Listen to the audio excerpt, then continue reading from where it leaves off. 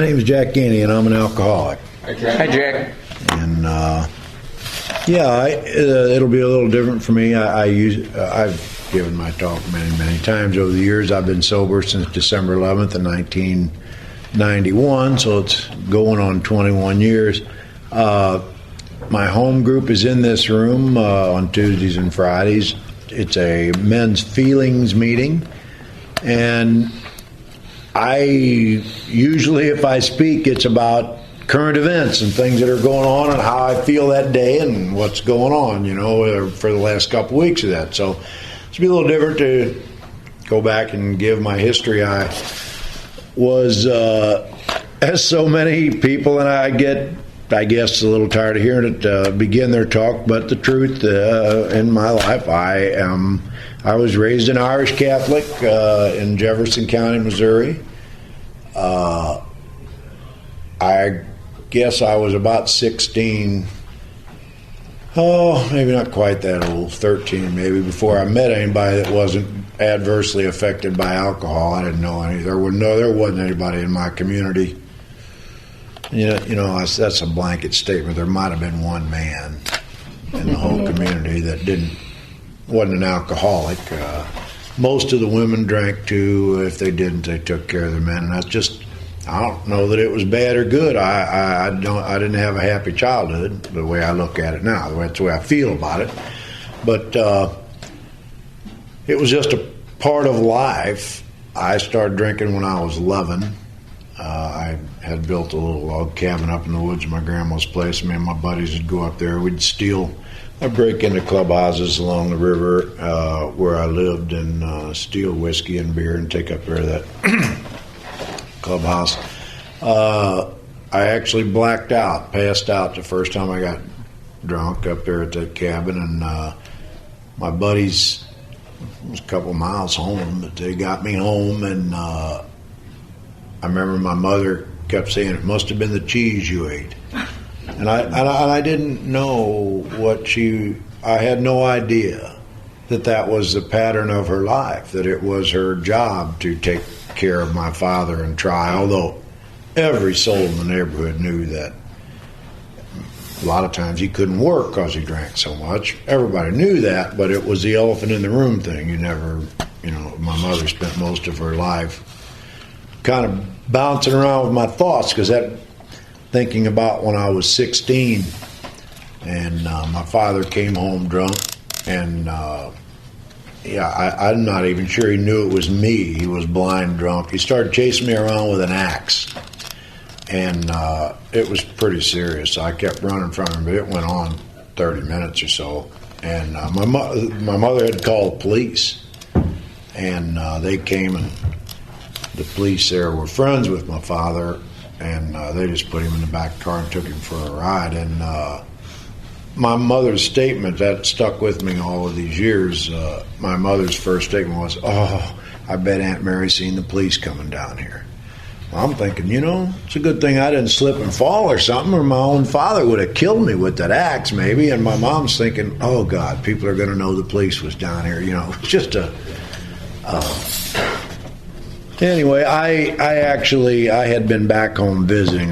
My mother and my father farmed me out when I was 13 to go live on a farm, and life was better there for me. I got my room and board and $25 a week, and ours was basically daylight to dark, and I loved it. I had my own room, and the food was good, and nobody bothered me. To this day, there are some things about me. My life changed dramatically when I quit drinking, and some things didn't change very much. I'm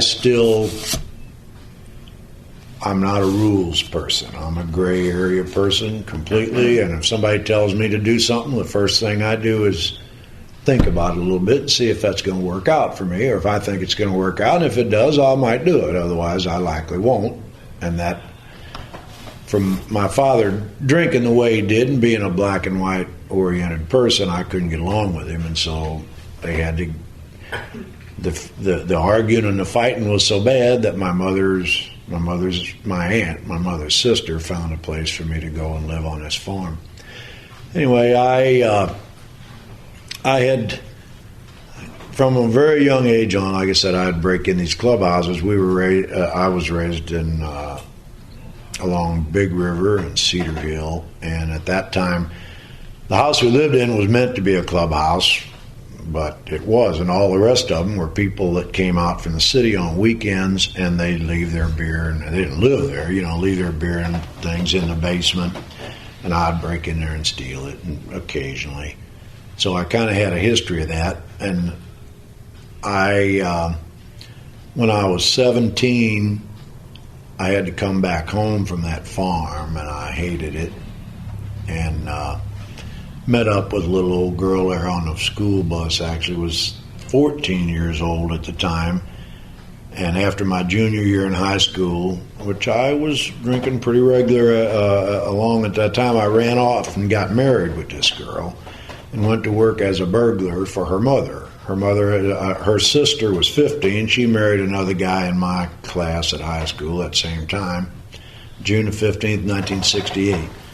And we went to work as burglars, but that was a short-lived career, about 6 weeks long.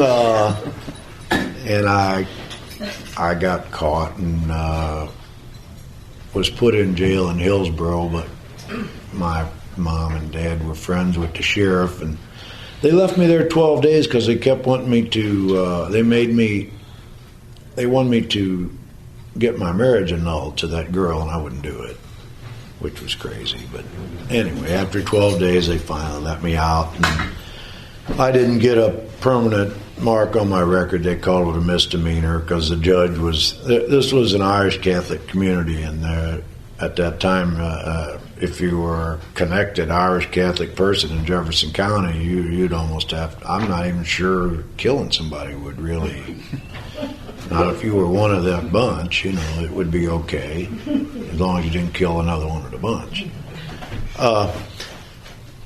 Anyway, I stayed married. The marriage stayed with that young lady for 5 years, but I really only lived with her about maybe 18 months. I kept drinking and driving fast and losing my license 30 days, 60 days, 90 days, then for a year. When I lost my license for a year, I went in the Army. You can't really live in a rural area like I was living in. And I had a hard time getting in the Army. And this is just the story of a lost person.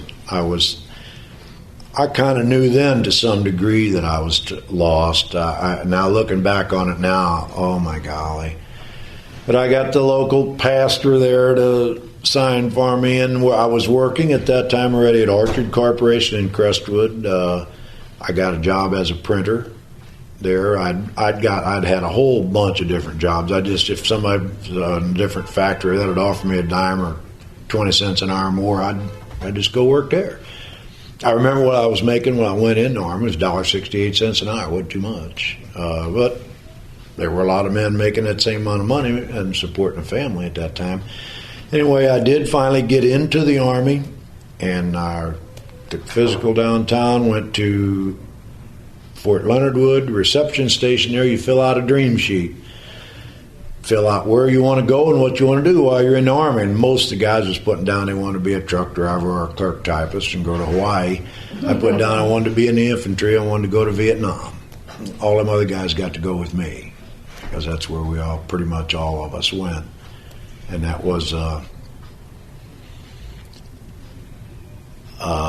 was an insane thing for me to want to do. I know now that I wanted to prove to my father, like I think maybe most young boys want to prove to themselves and their father that they can be, at least in my area, a big macho man, I wanted to prove that I could do it. And it was, I wasn't any different going in the Army than I'd been before, than I am now. Even there, I didn't take orders very well, so I didn't have a very good experience, and being in the infantry in Vietnam was not a good experience anyway. Get resupply every 3 days, and you'd get 1 beer and 2 sodas. It was hot, But I'd always trade my sodas off for beer, and I'd get a little buzz while I was out in the bush. I don't really like to talk very much about Vietnam. It was just horrific. It was worse than... I did a lot of therapy after I got back. I remember when I first started in therapy, and I still kind of feel this way about it today. We came in country at Cam Ranh Bay, 200 men strong, to replace Charlie Company, the 1st Battalion, 46th Infantry, that had been wiped out on a fire base called Marianne. I wasn't there then. It's just that company that had 33 guys killed and the rest of them wounded and messed up. One of those guys was still around there, and I met him and knew him. He was pretty spaced out. And anyway, we came there as a 200-man company, and the whole year that I was there, only 14 guys got killed. About half of us got wounded at one time or another, but I thought that was pretty good record. And my therapist said to me, Jack, she said, I'm 60 years old. I don't think I've lost 14 people in my life in whole 60 years that I knew real well anyway. So she thought that was a bit unusual, but to me, losing 14 guys wasn't all that bad. It wasn't like you think or like you see in the movies or that either. I remember one guy that I knew pretty well from my hometown, from Cedar Hill, got killed by a swing set falling off a helicopter that they were hauling to an orphanage. Vietnam was a dangerous place to live. Another guy set a booby trap up. It was his. We always set booby traps up on the trail in and trail out where we was. He was a sleepwalker. He wasn't supposed to be in the army. He walked into his booby trap. Vietnam was a dangerous place to live. It was just a dangerous place to be, and I hated every minute of it. I'm talking more about Vietnam than I needed to, but I drank to black out every time. When we would come in from the bush, we would be out 10, 12, sometimes 16 days, I think was the longest I ever stayed out. Helicopters bring you back in. Our rear area was surrounded by concertina wire, and the MPs, whenever we got in there, they just closed the gate and let us be. I hated. First thing you had to do when you got back in was stand out on the tarmac, and they would have a ceremony for whoever got killed that mission, and we all hated that. And then the drinking started, and it was. I almost get goosebumps thinking about it now. There'd be poker games going on. There would be prostitutes. There'd be guys doing heroin. They would all in a big open barracks. No cordoned off or nothing. Just it was like at that time I was a Christian, and it was like I thought it was Sodom and Gomorrah. I played a lot of cards there, and it was you wouldn't play cards without a gun. You either kept a shotgun on your lap or a pistol on the table. That's just the way. Because if you didn't, the other guy steal your money or take advantage of you. So it was just a horrific lifestyle, just absolutely horrific.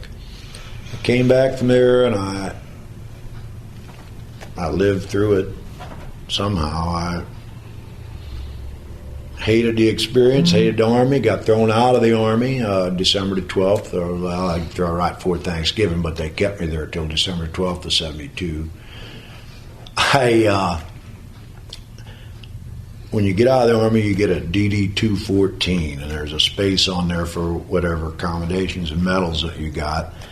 And they had to add an addendum to mine because I don't have Congressional Medal of Honor, but I got just about every medal you could get as an infantryman in Vietnam. Then they put me in Fort Hood, Texas when I got back with a bunch of new guys in a track company, made me a track commander. And it's real dusty there, and especially with 200 tracks in a line in Fort Hood, Texas, and ain't much grass grows. The dust is incredible. Well, I would first side road I come to, I just take off. Me and my track go hide out, drink beer. We always had a couple cases of beer, and just steady along. I was still pretty young with my drinking out of control. Finally, after about a month of that, maybe 6 weeks of it, I asked my squad if they wanted to do this. Of course, they did. They all thought it was cool. Most of them only been in the Army 6, 8, 10 months. We took the track about 30 miles south to just north of Huntsville, Texas, along Cowhouse Creek. I had brought camouflage along. We pulled up under a creek bank and camouflaged it. We went to Huntsville for a week, drinking and gambling and whoring. And I finally just came in. They'd been looking for us for helicopters. Finally, we just came back, and they put me under house arrest or in barracks arrest, and told me they had no place for me in the Army no more. But they gave me an honorable discharge. And give you an idea, I don't know if it's changed any or not. I was home about a week. My mom said, "You got a letter in there from the Department of Defense, from the Army." And I said, "Oh shit, wonder what they want." I go open that letter, and it's a good conduct medal. So that's just how much sense the Army makes. I still have medals in a drawer at home next to the bed right now with some of the rest of them. It's just craziness. I got out of the Army, and I couldn't go to church or the store or nowhere without a gun. I took a gun with me everywhere. And it was the beginning of 15 years of insanity. I ended up right after that. I got home, I divorced that young lady that I'd been married to. I hadn't lived with her in a long time anyway. And I couldn't cope with life very well at all. I guess I had post-traumatic stress syndrome, and I was treating her with alcohol, and it didn't work very well. This reminds me of a thing. I have a real good friend, Travis C., whom I met here at the club, lives down in Florida now. We went down last May to see Travis. He claims that Vietnam messed him up. And I said, "Well, Travis," because the same thing applied to me. I said, "You've told me a lot about your background, about your father and the way he treated you and the drinking that you did before you went there." I said, I think you'd have been just a little bit dysfunctional the way it was, and of course I was when I went there, and probably you wouldn't prescribe if you were to go to a psychiatrist or a therapist and ask them what you need to do. They probably wouldn't say go in the infantry and go to Vietnam. It's probably not where they would send you. So I didn't get any better. All I did was get worse there, and maybe that was the case for Travis. I don't know he has to tell his story, but I met a woman after I was home a couple years. Damn near killed her sister one night because I was going working third shift, and I was going out the door carrying a gun like I always did, and her sister opened the outer door at the same time I opened the inner one. I stuck that rifle up under her chin. It was my sister-in-law, a young girl at that time, about 17 years old.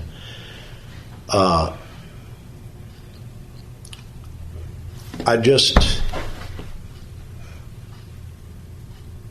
had a rough life with the drinking. I couldn't cope, and Bill Wilson says it in the book. Alcohol was not my problem; it was my solution. And I basically just lived drunk. That woman wasn't a bad woman. I taught her to be a codependent and to take care of me, although she had some history of being married to drunk people before. We had 3 wonderful children. My drinking was pretty much out of control, and she took the role that my mother had taken years ago with my father. She covered up the fact that I drank, and I had bought a company in 1980, and she covered up to my customers and did everything, like a codependent person will do. In 1989, I got drunk at a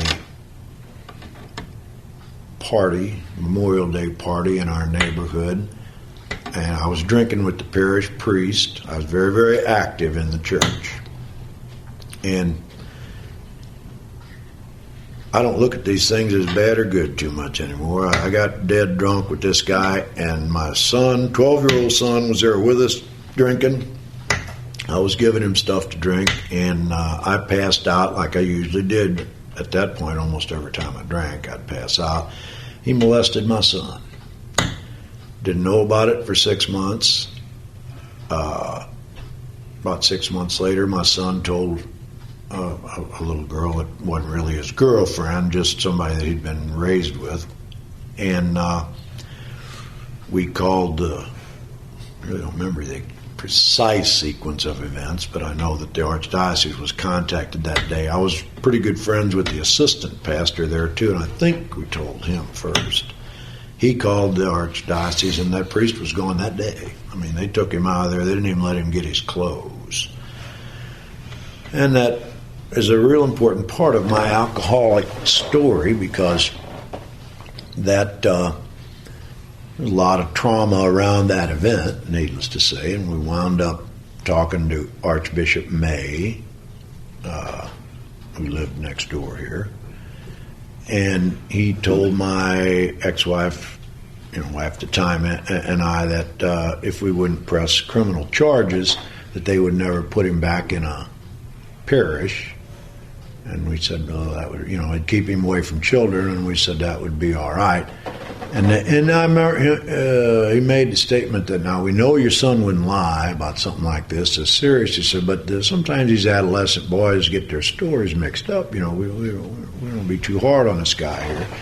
Now, I didn't know, and I was drinking, and that's how I was handling this. Then 2 years later, this again, it's been so long, but maybe 2-3 days prior to December 11th, 1991, we heard that they were putting this priest in a parish in Afton against a deal. Well, I guess I thought we made a deal with this gentleman that they wouldn't do that, and so I went. Then on the night of December 11th, I was very, very disturbed about this. I wanted to turn this priest in, and my ex-wife, now ex-wife, didn't want to, because she didn't want our son Johnny to have to go testify about this. But I got drunk at the sports page in House Springs that night, and I called this assistant pastor who had taken over as pastor then, I think. And maybe not. He was still the assistant, actually. But he said I was too drunk to talk to him, and call him tomorrow. And I called the Jefferson County Sheriff's Department right there from the tavern and turned that guy in. And they came down there, but they said, you're too drunk to talk tonight. We'll come to your house tomorrow. They said, you better get somebody to drive you home. So I called a buddy, and he took me home. And I have not had a drink since that night. That was December 11th, 1991. Found out my son was one of 7 boys in our parish had been molested. That Archbishop knew that at the time. And just recently, as a sidebar to this, about 6 weeks ago, I've taken up praying for the church every single morning, and Archbishop May in particular, though he's dead already. And it's actually my life is getting better. I had resentments about this for almost 20 years, and I got to looking out the window here and seeing that house ain't falling down, and the cathedral's doing all right too. My resentments wasn't hurting the church at all, but it was eating me up, so I decided I'm going to try to let go of it. So I prayed.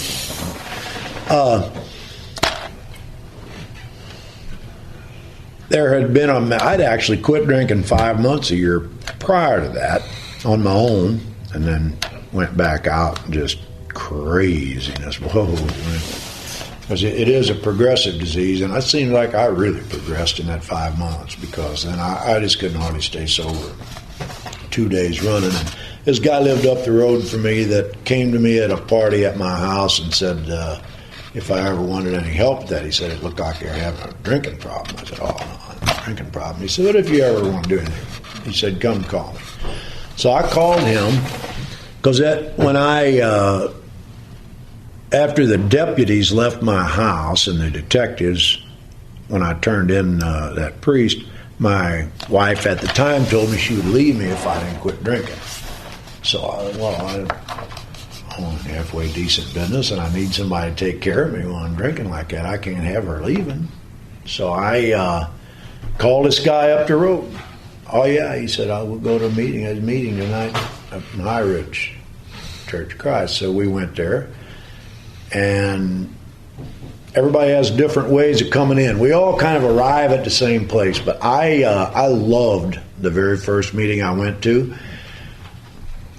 I was comfortable.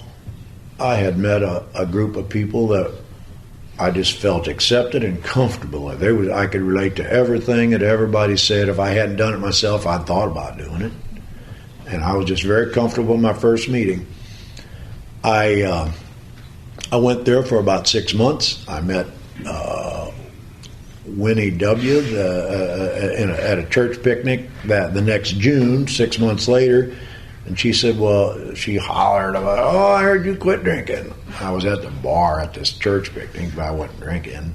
And I said, yeah. She said, well, you got to come down to the Lindo Club with me. So I come down here with Winnie 2 or 3 times, and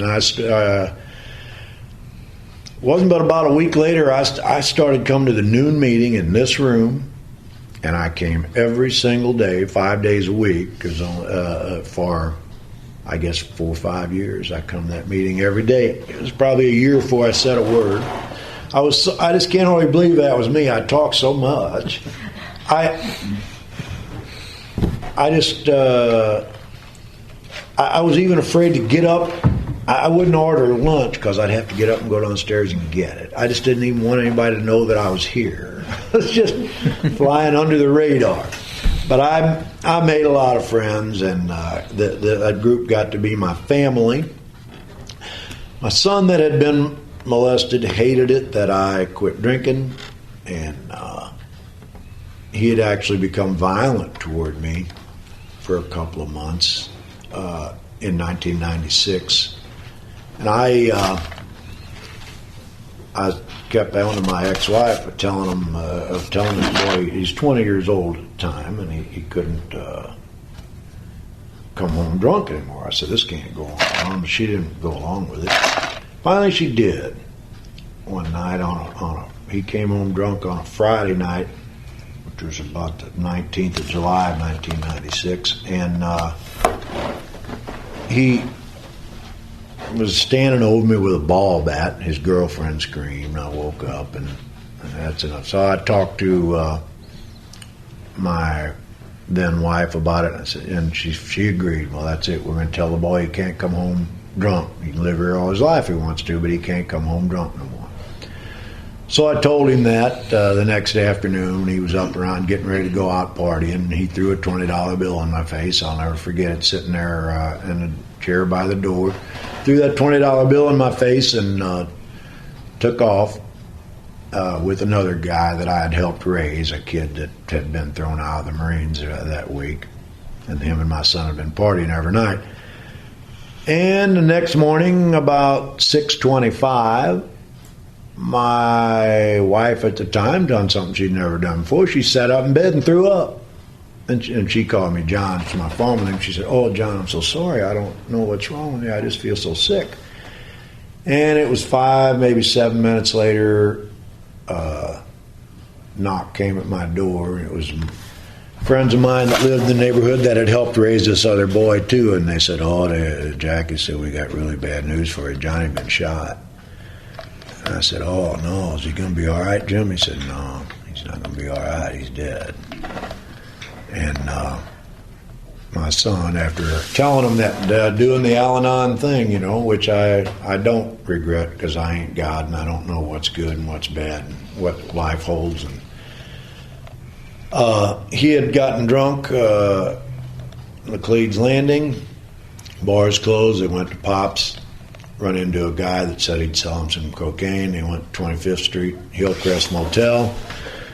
Got into it with a cocaine dealer there, and the guy had sold him some talcum powder for coke, and they beat him up. And he went home and got his gun and waited outside the motel till they come out the next morning. And he robbed them. And Johnny only had $6. He gave him the $6. The other kid had all this mustering out money from the Marines. He would give it to him. The wrestling match ensued, and Johnny got shot. And the guy left. He shot. The gun went off. And Johnny was hit in the gut, and he was laying there in the parking lot. And the guy left. And damn, he come back about 5 minutes later, which has to be an eternity when something like this is going on, and to go back where you've just done this, and he killed my son. And when he come back, he didn't kill him for the first shot, wouldn't have killed him. And that this led to a lot of this was a tough thing. Conrad Tukowski, I use his last name. He was tending bar downstairs that Sunday morning. I called him and told him what happened. And when I had to go to East St. Louis to identify my son's body, when I got home, there were 75 people from the Lindell Club at my house. And people from my men's meeting and from the club in general just carried me through that time for the next 3 years. I had wanted to drink real bad one day, and I was sitting down in my truck crying and thinking I was going to go to Tom's Bar and Grill. And a woman I didn't know come along, tapped on the window and said, "What's wrong with you?" And I said, "I don't feel good. I'm going down to Bar and Grill down here at Tom's." And she said, "Oh, why don't you come up and speak? I need a speaker." And I did, and I ended up not drinking. I haven't went back out. My life started turning around, and it went and taken a different direction after that. I became a spirit seeker. I have done everything that I knew. I went to therapy for 11 years. I joined the Stevens Ministry. I did Landmark Forum. I've been treated twice for codependency at the Meadows in Wickenburg, Arizona. I picked up Native American spirituality prior to my son getting killed, and that's what I do now. There are so many stories in my life, one being one that a lot of people that know me have heard before. My life has been one story after another. I was a guy here, a garbage disposal made me mad. I couldn't fix it, and I come here and talked about it at the meeting, at the noon meeting here. Wasn't a men's meeting, and guy says to me, he said, "Well, surely that you got to have worse problems than that in your life." I said, "What are you going on about that for?" "What made me mad? I'm touchy."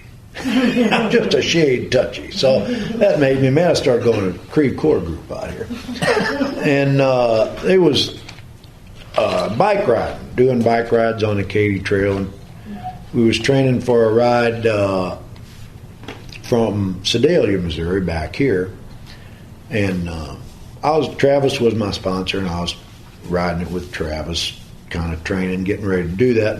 I was studying a map of the Katy Trail, and all I see on this map every time I open it up is the town of Stedman. Every time I open a map of the Katy Trail, I see the town of Stedman. I don't know what the hell. And I knew a person from out that way, and I said, "What's in Stedman?" He said, "There ain't nothing in Stedman." Well, Travis and I, in 1997 in July, we put in a Dutzow and rode to Bluffton, a 50-mile ride with heavy packs, and set up a camp. And I opened that map to see where we was at, and damn, I seen Stedman there. And I said, Travis says, "Well, I'm going to take a nap." I said, I had told him about it. This is weird. All I ever see is this Stedman on this map. So I said, "Well, you go ahead and take a nap, Travis." I said, "I can ride light now. Stedman's only 10 miles down the line. We'll ride down there." So I got on my bike and I rode down there, and it turned out that person was right. There ain't a damn thing in Stedman. There's a big old cottonwood tree out by the trail and a bar. The SOB stands for Stedman's Only Bar, which that's all there was in Stedman. So I go up the door of this place. I figure I go in there and get me a soda and ride back. There ain't nothing here in Stedman. I opened that door, and the side, it was just touching the handle. Something felt pretty strange here. Right away, that smell of stale beer and urine hit me in the face. I opened the door. Jukebox is going, playing Patsy Cline. The bartender, long, tall, dishwater blonde woman with a black eye. She said, "You can't come in here without a shirt." And I said, "Well, I don't have no shirt." And she says to me, "Well, I'll sell you one." I said, "I ain't buying a shirt. I got no money to buy a shirt." She said, "Well, Mom won't let nobody in without a shirt." And I said, "Well, if Mom comes, I'll deal with her. Why don't you just sell me a soda?" So she let me come in. One end of the bar, there's a real old man sitting. He's kind of humped over the bar, and it turns out I watch him for a half hour. So he's so drunk when he wanted another beer, he just tapped on it. He couldn't even talk. He'd just tap on the bar, and she'd bring him a beer. guy named Bubba that's constantly trying to buy me a beer. He's playing Patsy Cline on a jukebox, and that's significant to me because my son, who is dead now at this time, hated it that I quit drinking, and he knew I loved Patsy Cline songs. When I still drank, I'd always play Patsy Cline on a jukebox in a tavern. He was with me a lot. And here's Bubba playing one Patsy Cline song after another. I don't know what's up with that. I look down the other end of the bar. There's a guy about my age drinking beer there. So I go down there and sit down by him. And he says, you're one of these crazy people riding a bicycle on a hot day like today. I said, yeah. And I talked to him a little bit about gardening, that because the country people can share talking about gardening. I said, I'm just out riding a bike, getting a little exercise and training. I said, what are you doing here? He said, I'm waiting. I said, what you waiting for? He said, I'm waiting for that son of a bitch that killed my son to get out of jail. He's in jail up the street, and when he gets out, I'm going to kill him. I said, is that right? And I got talking to him about my son. His son was killed in a quick shop robbery up in Florissant. And Stedman's right down the road from Algoa, and the guy was in jail, was in prison in Algoa. And this guy didn't have no direction in his life much, and he missed his son terrible, and I could relate to that. And he didn't know what else to do, but he bought a place out there near Stedman. And he went to this bar every day, and he went, sat down at the end of the bar, and drank draft beer till he got drunk, and he went home. Had a horrible headache the next morning, went back down to Stedman and got him some more beer. I talked to him for a while and told him about AA, told him I was choosing a little different path for my life. And I drank another Diet Pepsi, and I went, got on my bike and rode back to Bluffton. Sat down on a stump there where Travis was snoring in that tent. It washed over me just clear as a bell what I had done. I had rode to Stedman that day and opened the door of that bar, and there I sat on the end of the bar. If I wanted to choose that life, I could do that. I could just keep letting my son's death eat me up. I could do like I'd been thinking about doing over and over and over. I could go back to drinking because alcohol was a sedative. It would take that pain away. It was a painkiller for me. And in my mind, I believe that I don't know if there's a God. I mean, there's something. I just don't like to use the word God because I don't know that means so many different things to so many different people. But there's my higher power showed me what life could be like, and it you know, there wasn't a judgment thing. It wasn't bad or good. I could do that. I really could. I could have done that, or I could do something else. I hadn't been getting along even before my son was killed with my wife at the time, and I ended up leaving her shortly after my AA group did that ride from Sedalia back to St. Charles, and I ended up leaving that woman. A couple of years later, marrying a woman that from the program that I'd been on that ride with. That was it didn't work out all that well either. I couldn't get along with that woman at all, and you know, us alcoholics have a strange way of approaching relationships. Sometimes, some of us do, because I was a little bit controlling. Ended up going on a bike ride with this woman, and she told me she was in love with another guy from our group, and she was going to Paris with him, and I got mad at her and left her there on the Katy Trail, but I went back and picked her up. And that night, I mean, I don't know why I do such insane things, but I haven't in a long time now. But I was thinking that ain't nobody going to tell me what they're, you know, my God, if I want to be in a relationship with this woman. I'm just thinking this in my head. So I asked her to marry me that night. Well, and of course she said, yeah, and that worked out real well. It wasn't a real good sound basis for a marriage, you might say. So 2 years later, and literally, that's just a lie. I don't worry about it too much. A $65,000 check and a Jeep that she handed me that I had signed for, that she said she didn't want anymore the day the divorce became final. I had a pretty good lesson there. And the irony of this story is that I have been married 4 times, and my wife is here with me tonight. And all 3 of them women that didn't work out were pretty nice women. There was a problem in each one of them relationships, and it was me. It was me. 24th of January of 2004, I woke up and I realized that I just couldn't fight it anymore. The pain was too great. I was just tired of fighting life. I thought I might just go ahead and do that third step. I might just surrender and turn my life over to this God thing, whatever the hell it was, because I couldn't do it anymore. And it is pretty much the truth. Life happens. Just, the same as if life is just life. But I have been happy ever since that morning. I've been happy ever since that morning. I haven't had a bad day since then. I'm just a little over 8 years happy now. I have a life beyond my wildest dreams. I have a wonderful wife. The most wonderful life that I tell people, like some people told me, don't try to lay out what you want for yourself, because you might get it and it wouldn't be near as good as what God's got in store for you. And I'm living proof that that's the truth. That happened for me. There's so many other things. When I was married to that woman, I couldn't get along with her. I thought about committing suicide.